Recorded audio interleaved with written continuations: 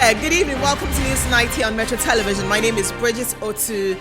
Always a pleasure to bring in you top stories in Ghana and the rest of the world. We're also live on all our social media platforms at Metro TV GH if you're on Twitter, at Metro TV Ghana on Facebook, and also at News 90. Let's look at the headlines tonight.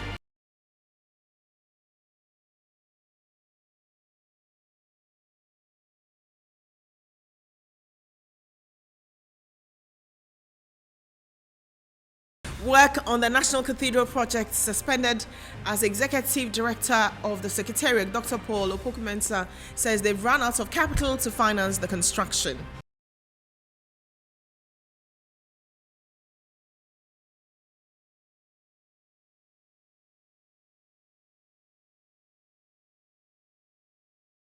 Following concerns by the ranking member of Parliament's Select Committee on Finance, Kaisel Ato-Forsen, on the whereabouts of $37 million from the Afri-Exim Bank loan facility, Deputy Finance Minister John Kuma says the amount has been set aside for debt service obligations. Retailers in the cement business appeal for the immediate reversal of the 7 cedi price increment, which they say is already dwindling patronage. Also coming up, value of the cedi begins to strengthen against the US dollar following its consecutive sharp depreciation for almost 6 weeks.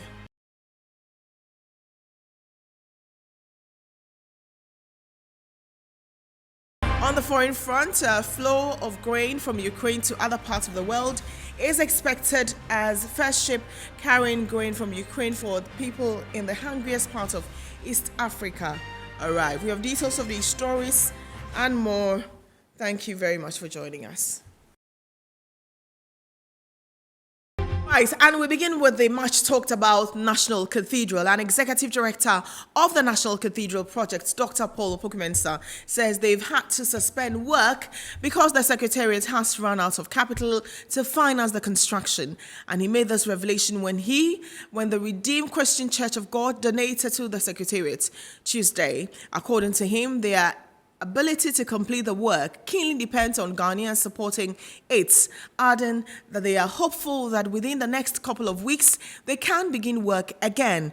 The much talked about project resurfaced in the media space earlier this year after controversies surrounding the financing of the project heightened. The finance minister had announced that an amount of 25 million cedis had been released to the project consultants in May 2022. And here is Dr. Paula. As part of our fundraising and other initiatives, we can begin work again. But essentially, our ability to complete this work really is dependent on Ghanaians supporting us. And really, we are saying that, look, the money might be big in terms of volume, but if indeed we are 21 million Christians, and really 1 million can give us 100 cedis a month for a year, we can easily complete this in time. That's all, and just all of you can be part of that 100 cedi club. Just star 979 hash. 1 million Ghanaians. I really think it's possible. I refuse to believe that we can't raise 1 million Ghanaians out of 21 million Christians to support us. That I still have faith in the Ghanaian, and I'm confident that we will do this. And let's go on the phone and speak to the North Tongue Member of Parliament, Samuel Okujeto Ablakwa, who is one of the individuals who has questioned the project's source of financing and also, I think, blew the cover on the amount released by the Finance Minister. Very good evening, and thank you very much for joining us. Hi, good evening, Bridget. Right. First, thank you. First of all, are you surprised we have come to this decision of now reaching out to Ghanaians to pay, despite the initial amounts government has put in? So it is important to recognize that this serves as confirmation of information I had earlier put out. If you will recall, on the 9th of June this year, I put out documents revealing that the contractors known as Ribade Company Limited, have terminated the contract they have with their workers, and that over 200 workers working at the National Cathedral project site have been asked to go home. Now, at the time, there was no confirmation, and government continued with their shadiness and opacity that has attended to this project. So what Dr. Opoku-Mensah has done today is to confirm the information I put out on the 9th of June, backed by the necessary documentation. Now, the major concern that I have arising from this development is that even though work was suspended on the 14th of March, as documents I have put out confirm, government continued to engage in illegal withdrawals from the consolidated fund, Right. in flagrant violation of Article 178 of the 1992 Constitution. So on the 31st of March this year, more than 2 weeks after work had been suspended, Finance Minister Ken Ofori-Atta authorized the release of 25 million Ghana cedis Yes. to the National Cathedral Secretariat. Right. The question is, what was that money used for? And indeed, all the illegal withdrawals that have taken place, in addition to the funds that have been collected from churches, from individuals, and from international donors, we estimate that about 200 million Ghana cedis has been withdrawn from the consolidated fund, albeit unconstitutionally. The question is, where did all that money go? Because all the experts that we have spoken to showed evidence of work that has gone on so far. They tell us that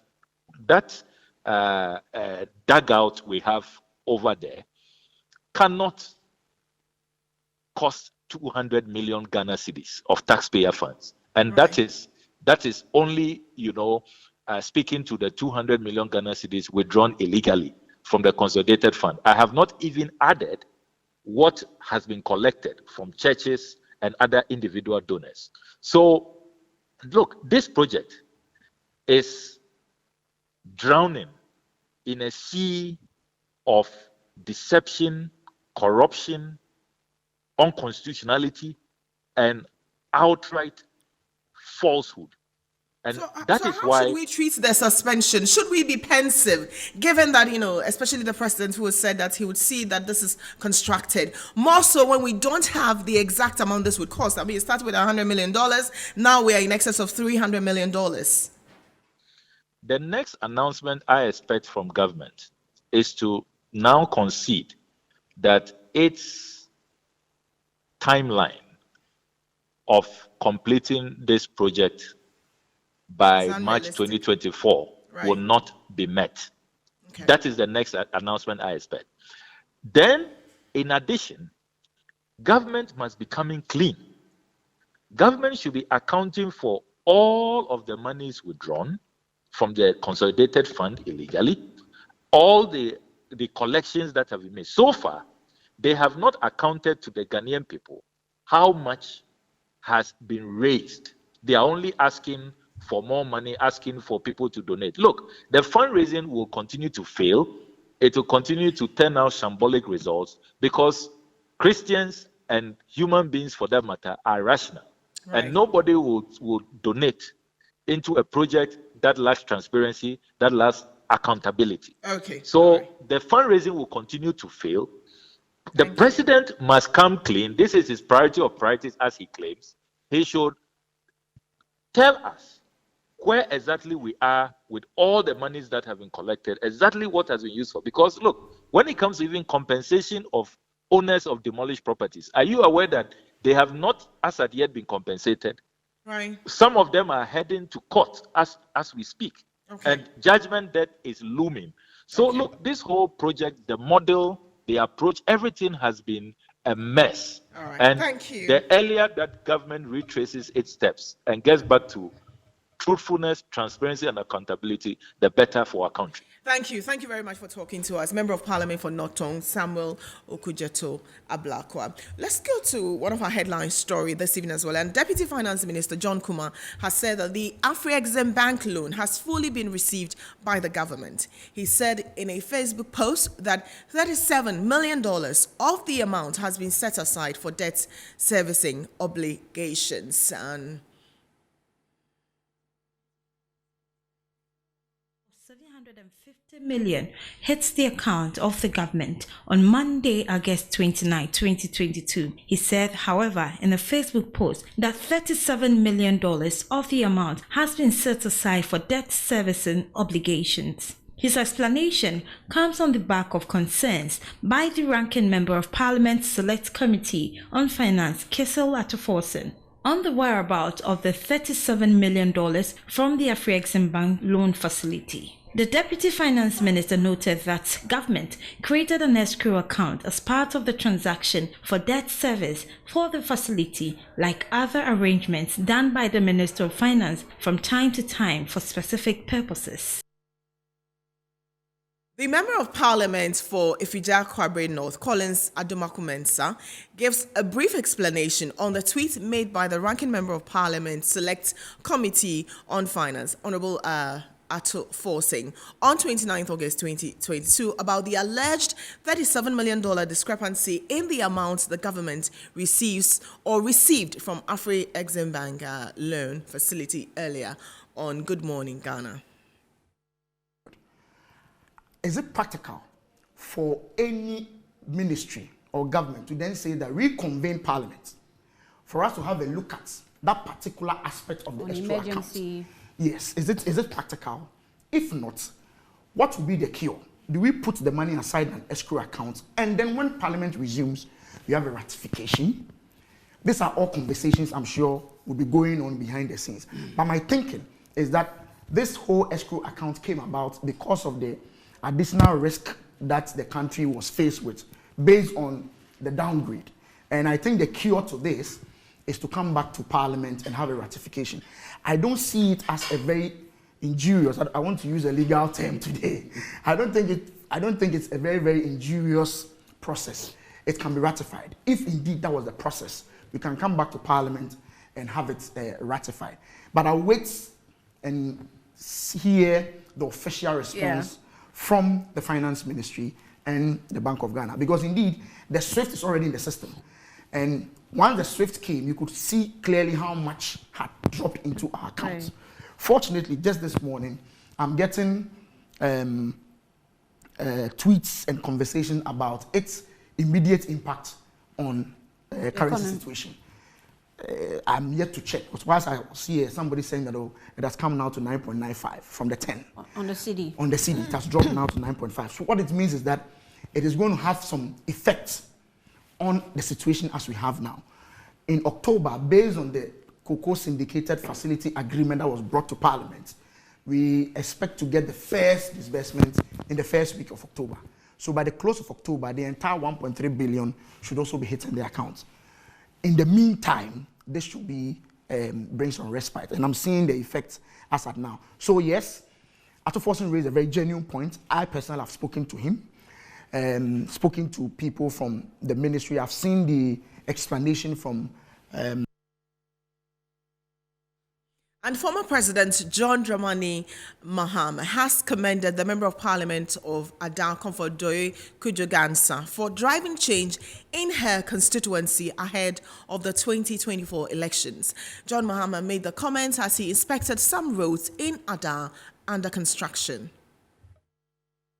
The roads in communities such as Togyoku and Asigbekope in Adan had been reported by residents and commuters to authorities because of the bad nature, which no one seems to be doing anything about. Heeding to the calls by a constituent, the Member of Parliament for Adan, Comfort Doye Kujogansa, to the support of Ibrahim Mahama, said reconstruction works have started on the bad road which will link over 25 communities. During the inspection of some reconstructed roads in the community by former President John Dramani Mahama, residents described the project as a big relief to them.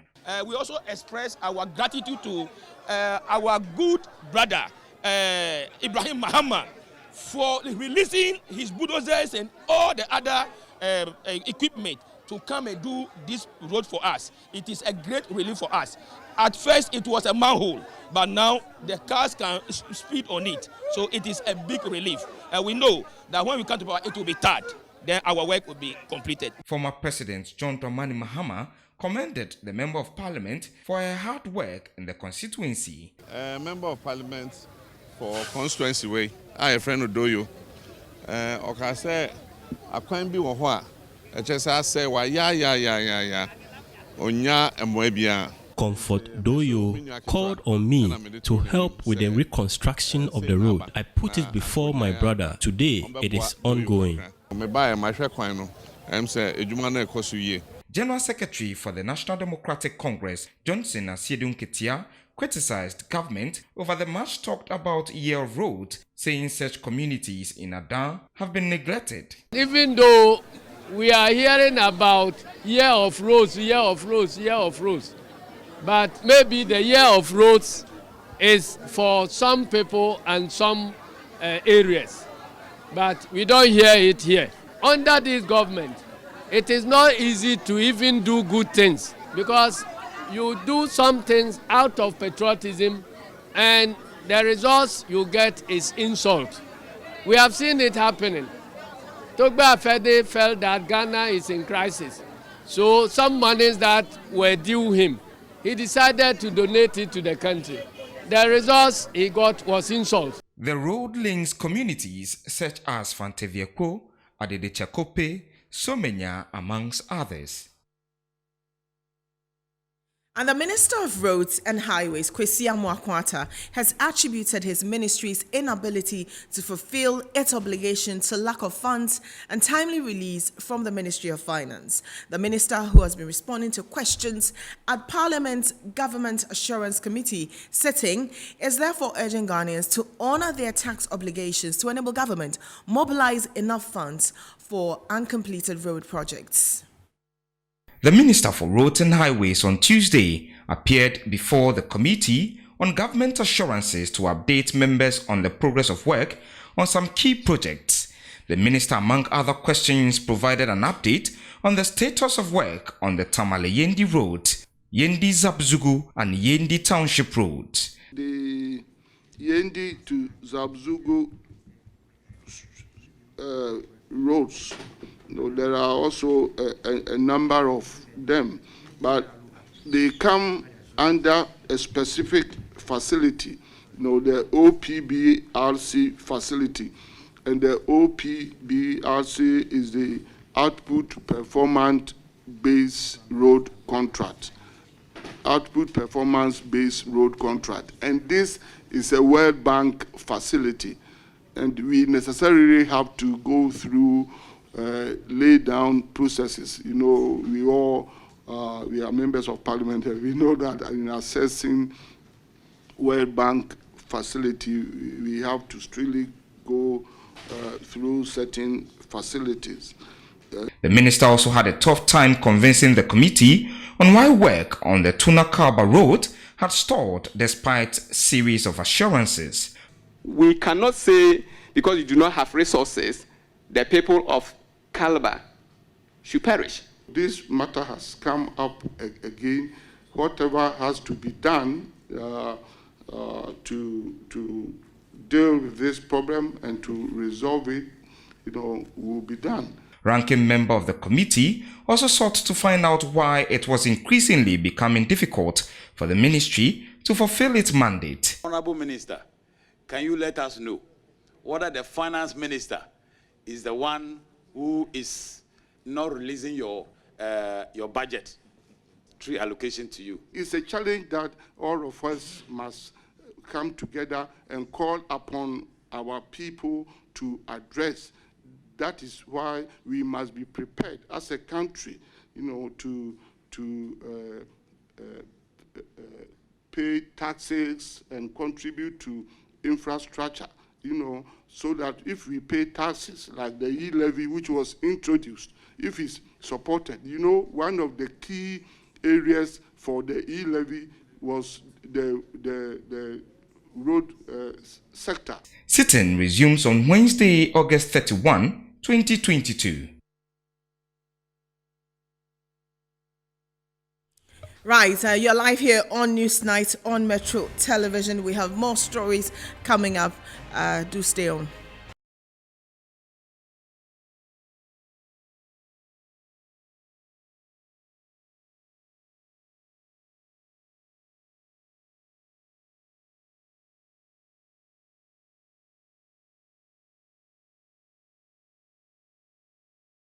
Welcome back to Newsnight on Metro Television. Before we look at the price increments, cement prices have gone up by 7 cedis and 8 cedis in some cement manufacturing companies. Our headline story, the National Cathedral, we spoke to Okujeto Ablakwa on the suspension of it, and the Executive National Director, the Secretariat, says that they don't have enough funds, and so they are unable to continue, and they've had to suspend it.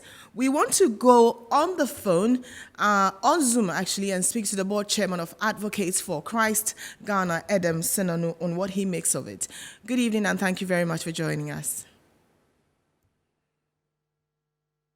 Hello, Good evening, Edem. and thank you for having me. Right, so your response to it, and what does this mean moving forward?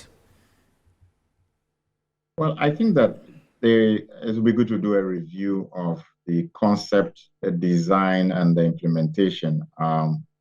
If there are not enough resources, and don't forget that there's a national crisis, there's a global situation, we probably want to do one of two things: either scale down or phase it, or do a combination of scaling down and phasing, and extend the time frame within which they want this to be executed. If you phase it, for example, you could then have functional aspects of it done in over certain periods. I think a review and rethinking of the approach is very necessary at this point if they are really going to have any concrete results within the tenure of this president and beyond.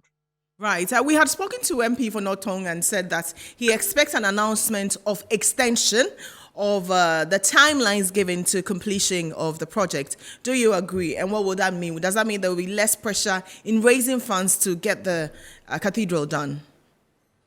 Absolutely. I think that it probably is not realistic to assume that this is going to be done over the next 2 years. I think a 4-year frame is more likely, especially because of where we find ourselves today as a nation. It's not just at the national level. I mean, it delves down to individuals, the resources they have. And so times are challenging. It will reflect in the kind of resources even churches will get. So it is more realistic to extend the time frame and probably look at the issues of phasing it, as well as scaling down or changing the design in a way that the resources or inputs are not as expensive, etc. So the things that they just got to review, and hopefully that will help make some progress. All right, Adam, thank you very much for joining us. We appreciate it. Okay, so the news is that cement prices have gone up by 7 cedis and some 8 cedis, which means it goes up in the retail shop. And retailers in the cement business are appealing for an immediate reversal of the 7 cedi price increment. They have described the new price as distressing, which is already dwindling patronage. Prices of cement have increased about 7 Ghana cedis. We are in town to find out from some of the dealers, those who sell cement, to find out from them if indeed the increment has actually taken effect.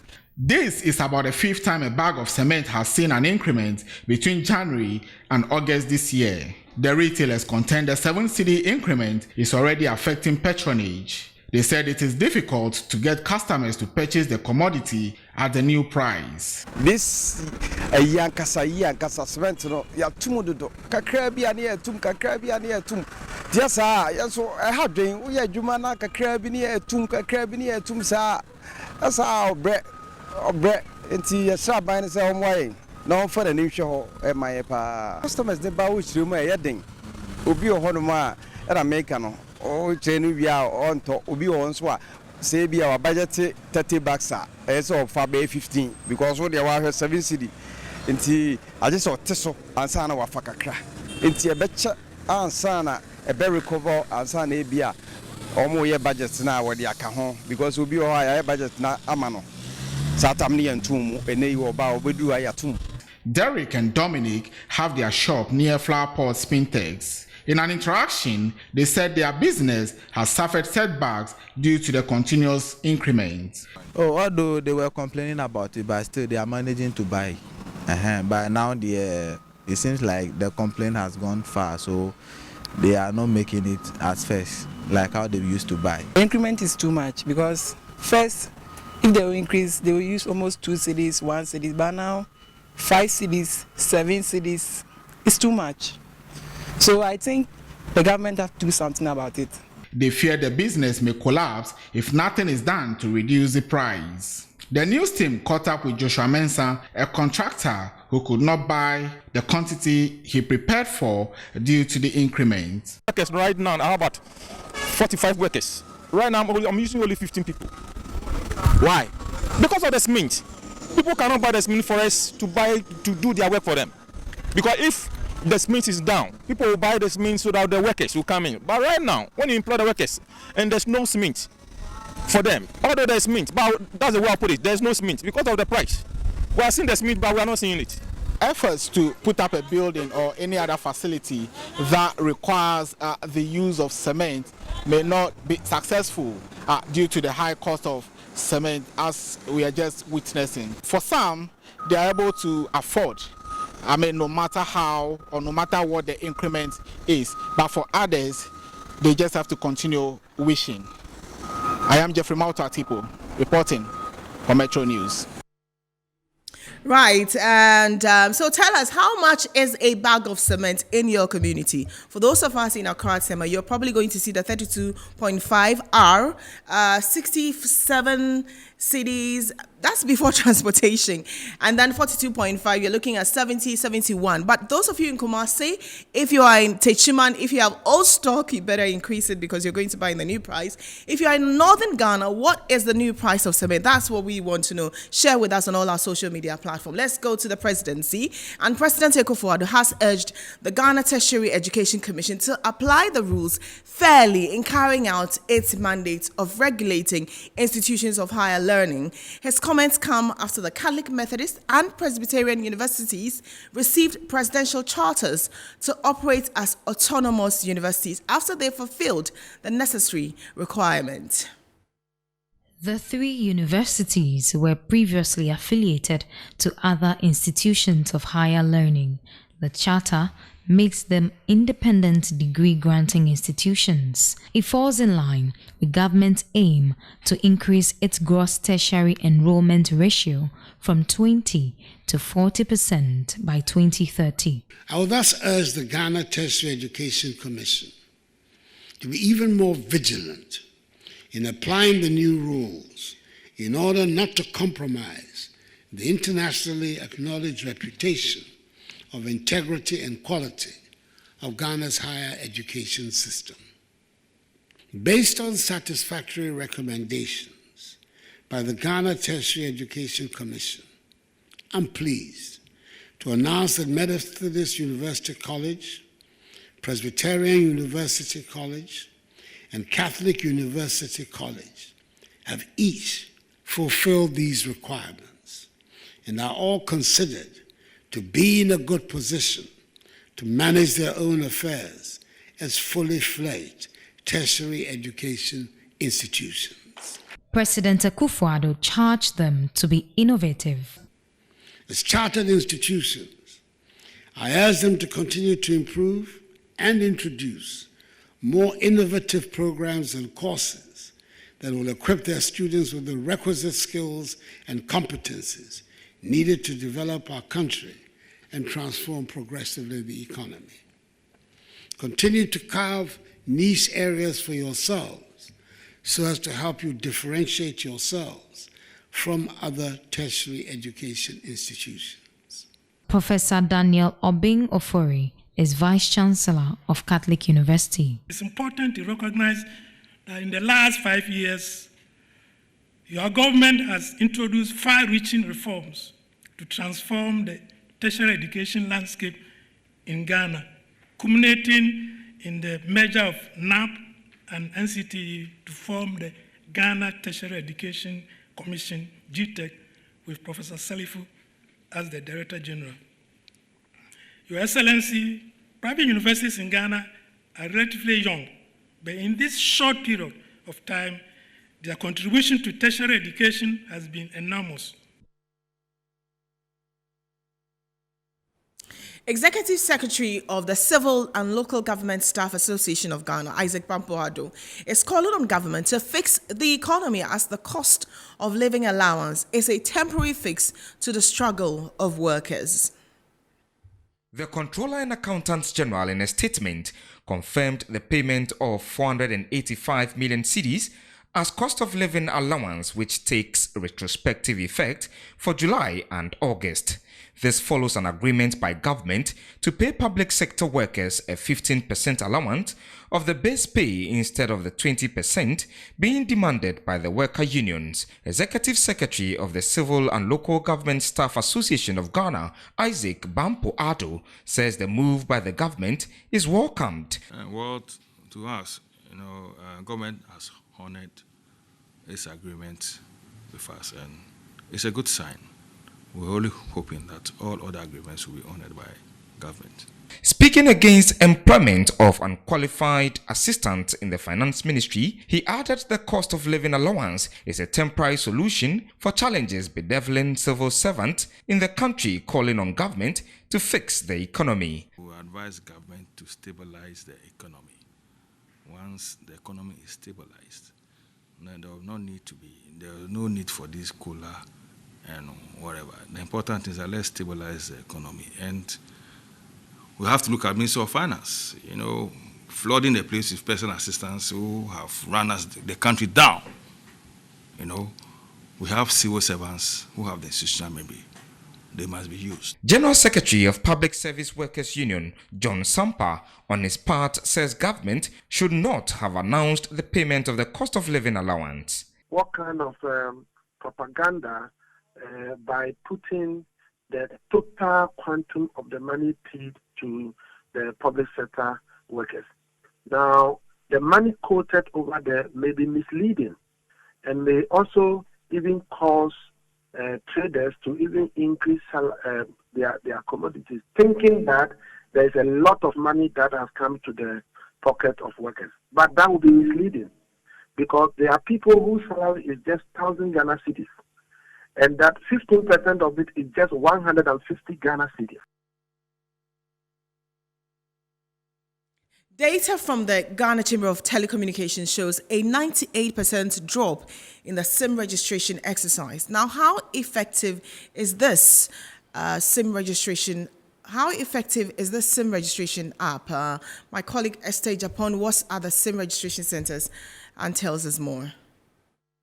According to the figures, as at August 1, 2022, the number of registrants fell to 62,715 compared to the 235,460 recorded on July 28, 2022. When the extension was announced, the numbers fell to 5,861 on August 19 from about 235,000 recorded on July 31, 2022. This represented a 98% decline. Some of these subscribers had this to say.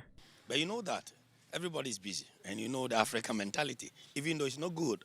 So I decided not to wait for me to have the problem. That's why I'm coming. Okay. But do you have other network SIMs, and have you registered those ones too? Oh, I have. Today I'm going to do, I want to finish MTN today. Then tomorrow I'll go for Tigo. Then the Vodafone. Because I don't want to come and queue last time that happened. I don't want that to happen. Being active on social media, complaining that it's because of the Ghana card, that's why I've not been able to register. So now my only prayer is that the communication minister will listen to our plea and wait till we have access to our Ghana card. CEO of the Ghana Chamber of Telecommunications, Ken Ashibe, also has this to say. To segregate this, there are people who don't have the cards. So if they don't have the cards, definitely they will not be able to register. There are those who have the cards who have not registered. The reasons why somebody will be sitting in a queue and then when the announcements are made, the person would leave, it depends on people, but it is important for us all to know that it's a national imperative to make sure that we have a clean database to be able to do all the things that we all need to do. And I'm hoping that whatever in the month of September, whatever measures that the ministry would sanction that should be done, would enable people to be able to do it so that they can get their numbers and continue to be able to use telecommunication service, mobile money service, data service. Minister of Communications Eslas also stated from the 1st of September, unregistered SIMs will experience restriction of services. Business news is next.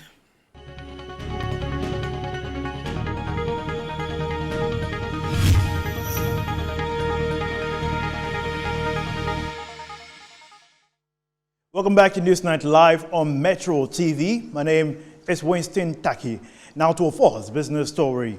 The value of the cedi has begun strengthening against the US dollar following its consecutive sharp depreciation against the American currency for almost 6 weeks. Checks from Forex bureaus have revealed this trend. The Metro TV business team visited some Forex bureau earlier on Tuesday morning.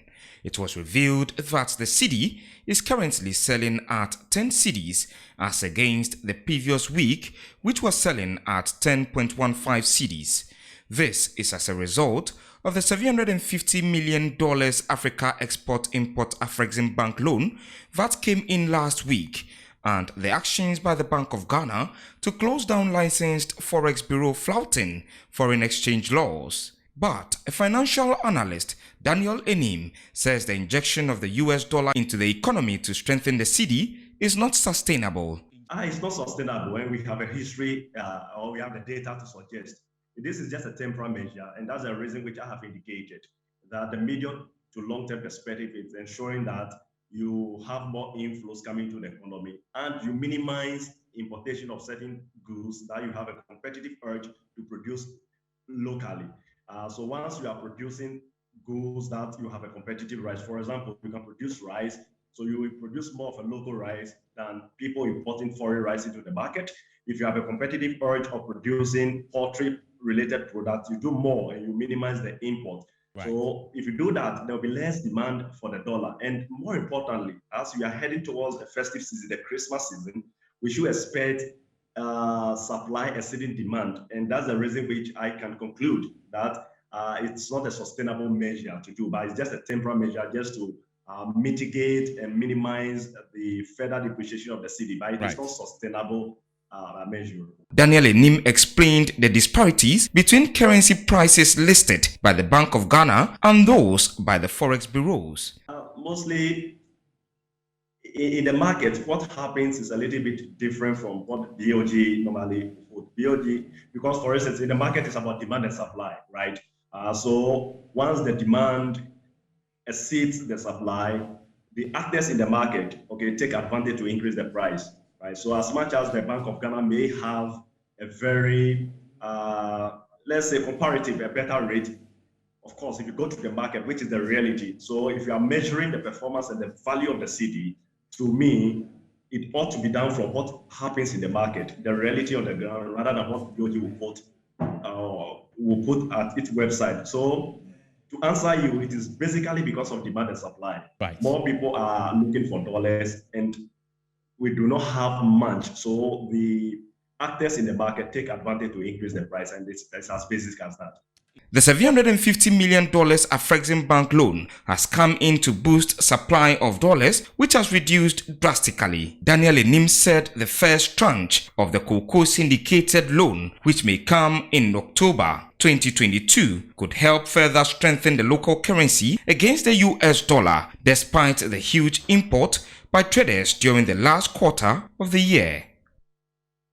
Now, the president of the Ghana Association of Bankers believes the Bank of Ghana capping the monetary policy rate at 22% will help make cedi assets attractive and in turn strengthen the local currency's value against the major trading currencies. This comes on the back of the Ghana cedi appreciating by 0.2% against the dollar. The Ghana cedi has depreciated by over 30% since the turn of the year. Bloomberg recently ranked the cedi as the worst performing currency in the world after Sri Lanka's rupee. The president of the Ghana Bankers Association of Ghana believes the cedi will soon stabilize after the economic measures introduced by the Bank of Ghana. We have growth to worry about and we have stability to also worry about. I think the central bank's focus using the monetary policy tools available to them was to stabilize first, focus and stabilize the country or the economy before perhaps extending the stability onto growth. He added the financial sector is looking to have a scenario where financial returns outstrip the country's skyrocketing inflation. You want to have a situation where the return is higher than the inflation, and therefore your benefit, real benefit, is the difference, the positive difference. So the attempt, the increase in the policy rate perhaps is also geared towards bridging that gap, making sure that that space between the inflation and returns is also bridged, and over time, we get the real return, which is inflation becoming lower than the yield on investments. The cedi has seen some marginal gains against the US dollar, but analysts believe the trend will be difficult to sustain. Now, away from that, the Communications Minister Esla Owusu-Ekofo has directed all persons and enterprises engaged in the business of courier, delivery, postal logistics, digital trading, amongst others, to obtain an African Continental Free Trade Area number. According to her, this will help boost update of digital services, suppress fraud, and increase the efficiency of doing business in Ghana. The After Hub is a digital powerhouse that aims to connect digital retailers, financial institutions, and logistics partners. The hub is thus joining forces with the government to accelerate the deployment of its various models in Ghana, with initial emphasis on the After number and common transactions reference framework. The number is a unique code per entity model designed to lead to a trusted business directory of economic actors that build social credit by maintaining compliance with the necessary regulatory criteria for doing business. Speaking at the launch, the Minister for Communications and Digitalization, Esla Owusu-Ekofo, directed all enterprises to obtain an After number. With this After number, Ghanaian enterprises will obtain a sure and secure navigational tool, as well as a trusted profile to speed up connections across the continent for business. Beginning immediately, all persons and enterprises engaged in the business of courier, postal delivery, logistics, ride-sharing, e-commerce, digital trading, and any enterprise of that nature are required to obtain the After number at no cost. It's an ambitious project, but done properly, all customers of such businesses and services will be able to verify and validate their regulatory and compliance status, thereby increasing trust in the marketplace, boosting uptake of digital services, suppressing fraud, and increasing the efficiency of doing business in Ghana and beyond. The Principal Communications Advisor for the After Secretariat, Grace Kuza, on her part, advised enterprises to embrace the new platform. I truly and honestly believe that if we embrace this digital platform and embrace this way of doing things better through this initiative, we can find ourselves leapfrogging better than we could have been expected. It is possible. It is possible when you have the national governments like the government of Ghana under the leadership of the Honorable Minister making sure that They're embracing this.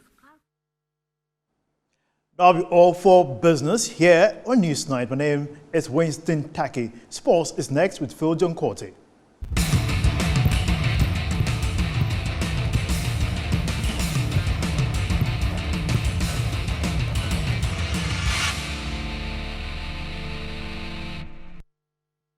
I'm Phil John Corte, and it's time for sports. The president of the Nation Football Governing Body, Telecommunications, has announced that it feels will partner with the Ministry of Youth and Sports to ensure infrastructure development for football here in Ghana. The Ghana Football Association welcomes opportunities to work with your sports ministry to ensure football infrastructure meets FIFA standards. The construction of various AstroTurf pitches across the nation has been welcomed by the society as a vital apparatus of the communities.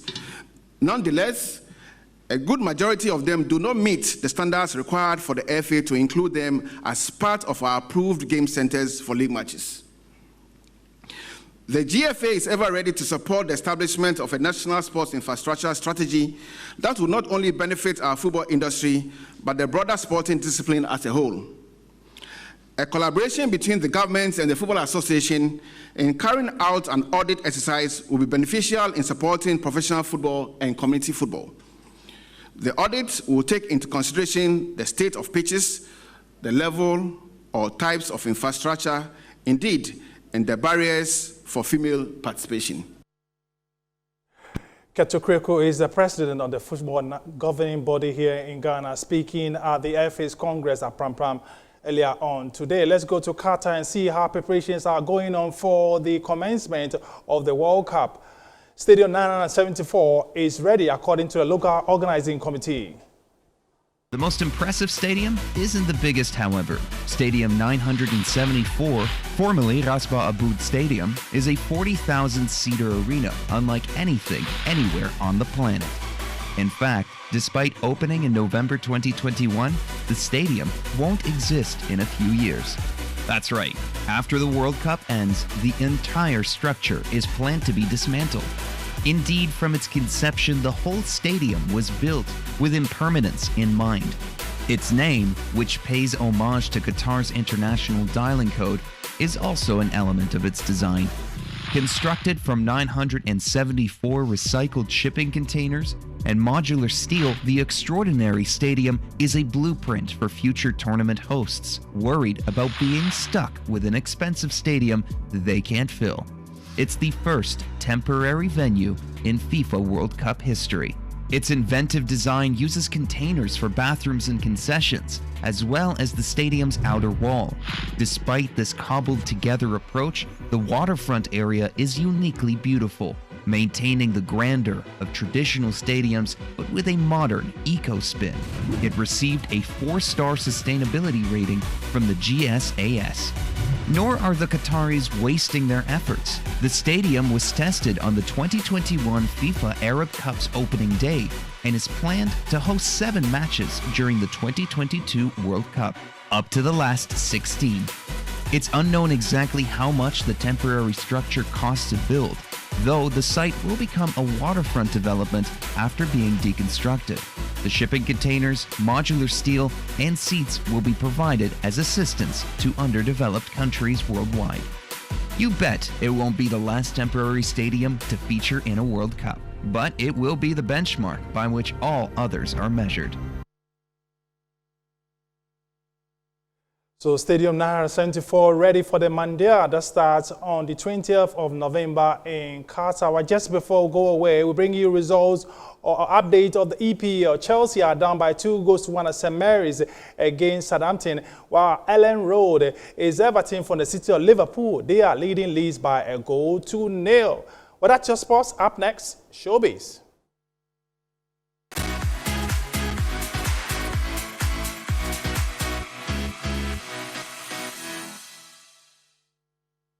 Right, and after his recent big win as Artist of the Year at the 2022 Ghana Music Awards USA, Ghanaian artist Kofi Kenata has received a citation and a key to Rochester City.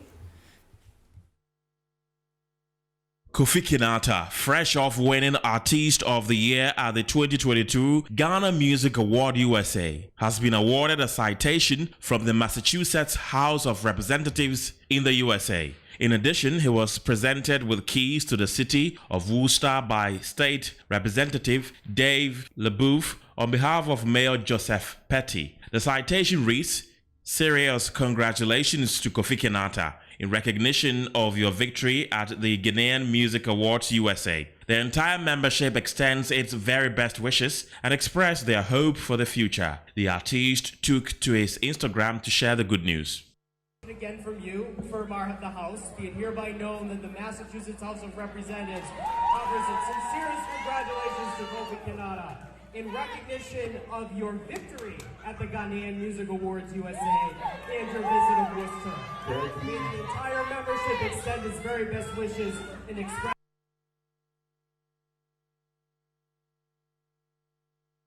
And we also say congratulations to Rebecca Champon, affectionately known as Becca. She graduated top of her class, valedictorian, with 3.92 GPA from the UPSA in brands, advertising, and communication. So congratulations to her. International news is next.